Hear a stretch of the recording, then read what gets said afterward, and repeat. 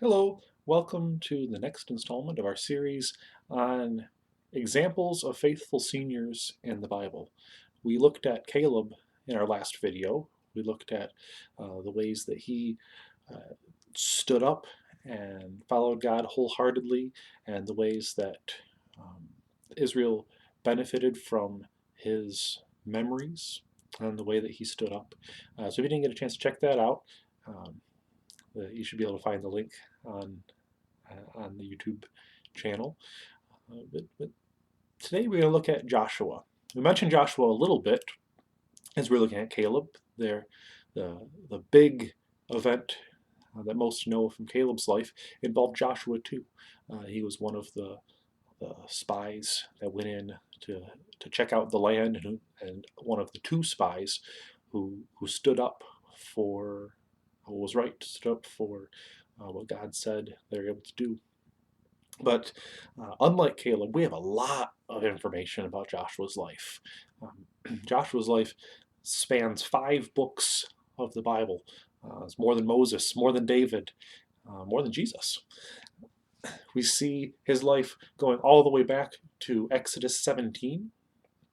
And then we see him in a lot of positions alongside Moses, where it says he was a young man who assisted Moses. We see in um, Exodus 33 when Moses is in the tent talking with God. It says, talked with God like one does with a friend face to face. Said Joshua was right there at the flap of the tent, at the door of the tent, guarding it, standing there, um, and Moses would tell him afterward um, what God had to say. We see Joshua along Moses' side in many places, learning from him, helping him. He was called the aide to Moses. And when Moses died, it was Joshua who took over. Joshua was the one who went into the land. He led the conquest. He was still there after the land was taken over, helping divide it up. He was for a very long time a strong leader for Israel. We don't know exactly how old he was at the time that he went in as a spy. Um, we think he was probably younger than Caleb. We don't know exactly how much. Um, One suggestion was that he was a good bit younger than Caleb. In the book of Numbers, it mentions twice that everyone older than 20 will not go into land. The first time it says everyone uh, older than 20 will not go into land except for Caleb. And then a year later, it's repeated and it says everybody except Caleb and Joshua. Led some to say that perhaps Joshua was 19 for the first one and 20 for the second. I don't know if that's the case. Others have made cases for him to be a little bit older, but we know he was a fairly young man. But we see this faithful life. We see this progression of Joshua from being the very young man who Moses counted on to being the guy for Israel, and really filling Moses' shoes. And we see in the book of Joshua, it casts him very much in the picture of being a leader like Moses, having crossing the Jordan, described very similar ways as crossing the sea that Moses did. And um, we see uh, him very strongly leading. Uh, the phrase mentioned many times at the beginning of Joshua was be strong and courageous. It was the encouragement that God gave to Joshua, and he took that very seriously. He knew that he needed to, as a leader, be strong and courageous so that others could see his example and follow it as well. And we see every step of the way he was doing that. He acted faithfully, and we also see some another repeated thing that Joshua did is Joshua made sure to make markers along the way. He would set up altars, set up monuments. His most famous one is when they were crossing the Jordan River. He had each of the leaders of the tribes pick up one of the big stones and bring it with them across the river, and they set up a monument. They said, we will remember what happened here. Generations from now, they'll see that stack of stones and they'll ask what happened. You'll be able to say that's where a mighty act of God happened and acted faithfully. And so Joshua, all along the way, was leading. We see him at the front when they're going into battle at Jericho, at all the major cities along the way, and then once they've taken it over, he is seen being the wise judge, not officially judge. We're not to that era yet, but he is making sure that what is supposed to be done in settling the land is done. That it is done fairly.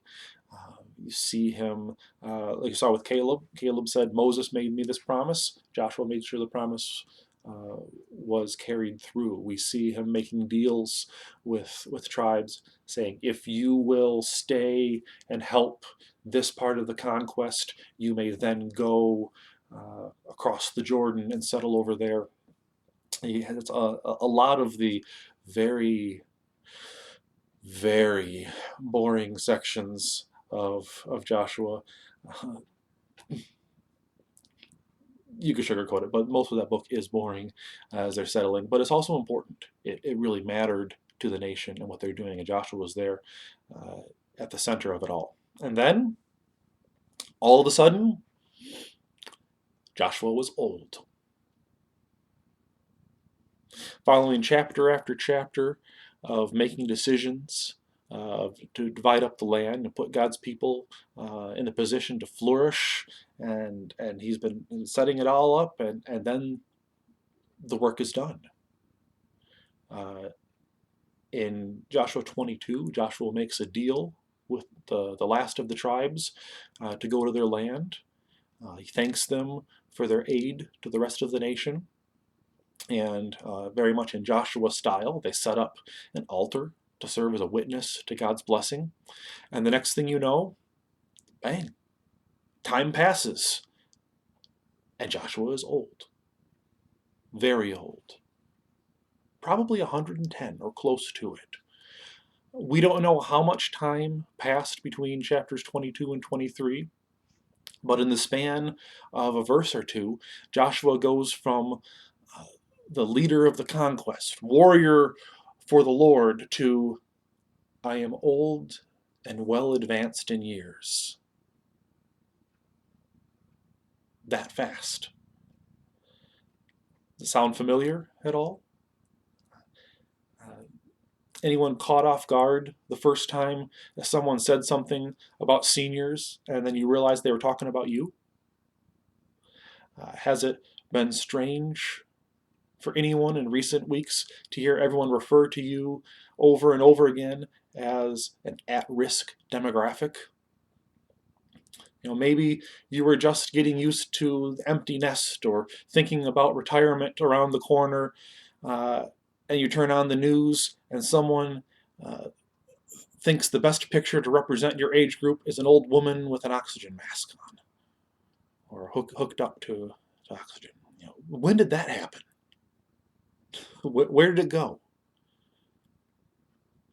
As Joshua spoke those words, as he began to speak to the other leadership, and starts off by saying, I'm very old and advanced in years, I wonder if he was thinking back to being the young man outside of Moses' tent, or spying out the land alongside Caleb, or leading the army against the Amalekites after crossing the Red Sea. It goes fast. Even if you make it to 110 like Joshua, it goes fast.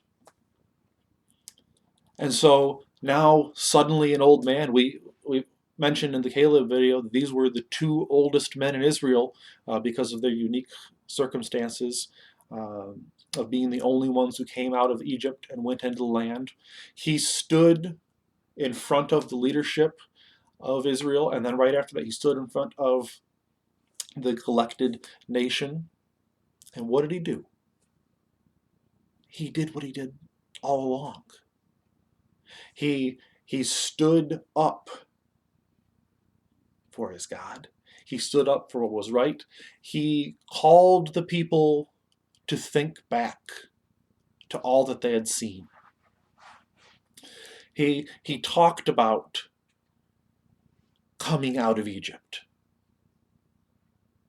He talked about the leadership of the pillar of fire and the pillar of cloud. He talked about how he said, you have seen along with me nation after nation fall before us. You've seen their hearts melt just at knowing that we were coming and that God was with us. He said, you've seen this, and you've seen these things, and I've seen even more.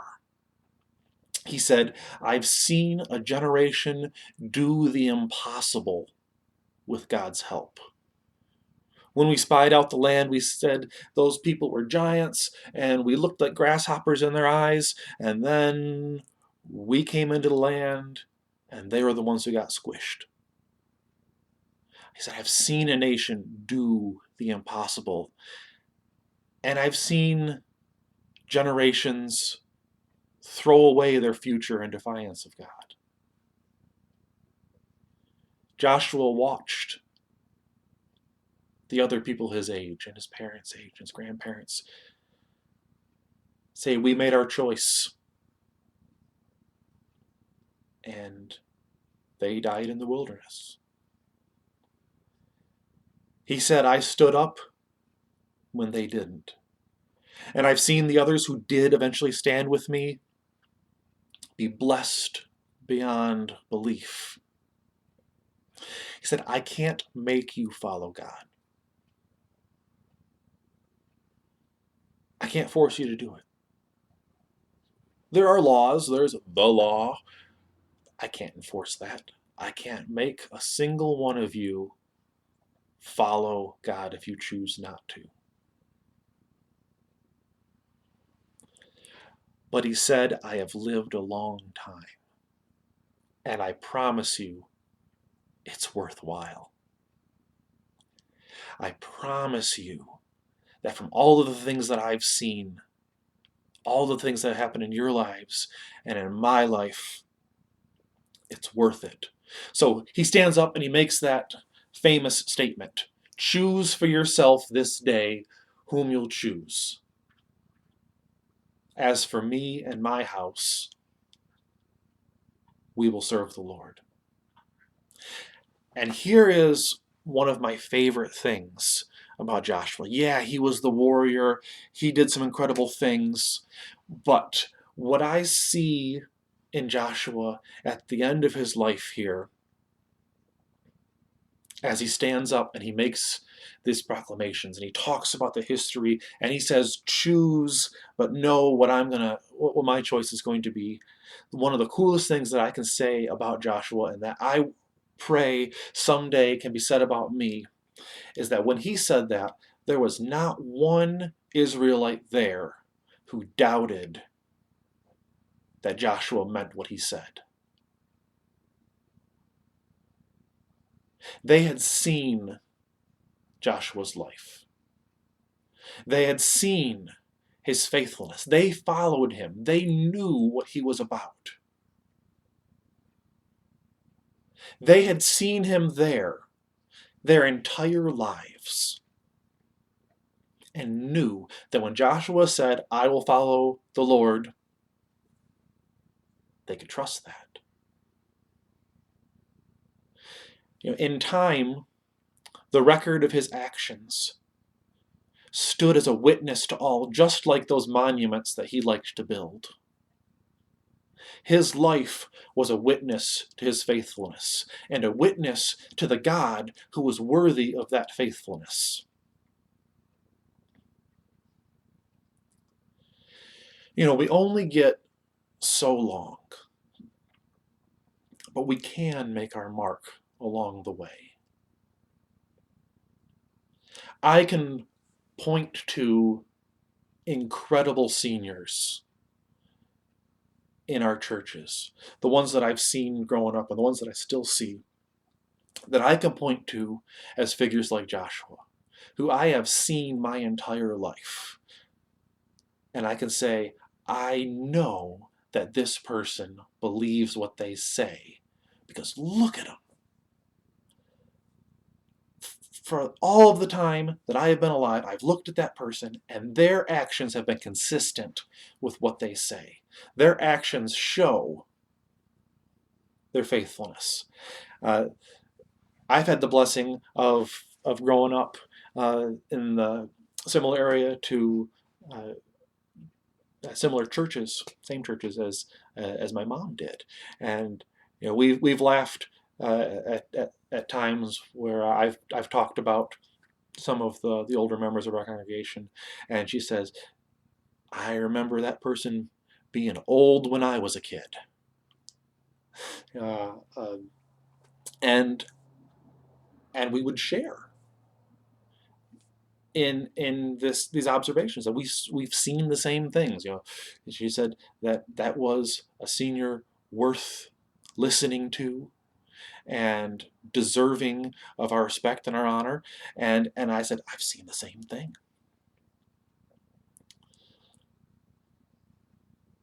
As remarkable as someone like Caleb, who comes in and says, remember the things that happened, but we don't know a lot about his story, how much more amazing is someone like Joshua that we see all along the way. One of the most best documented lives in the Bible. And at every step of the way, we know what he's about. I don't know how much of the story Joshua is actually a senior for. We don't know how old he was. We are given one age at one point in time in his life, and that was that he died at 110. And that this address in chapters 23 and 24, they said, was right before that. We don't know how much of the time we would call him a senior, but I look at the very end of his life where he stands up and says, I am very old.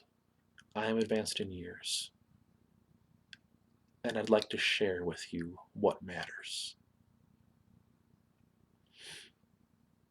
And we know that every step along the way, his life has reflected that. To those seniors in our church that I truly can say that same thing about, which is so many. I'd start naming names, but I was told not to make these videos too long, and I'd be afraid of leaving some people out. Thank you to those seniors that I've been able to see my entire life. And to those that I've gotten to know since I've come to Romeo, and who I've been hearing the stories from the people that have known you their entire lives. Thank you for being the Joshuas in our congregation. Thank you for being the Joshuas in the church in the larger scale.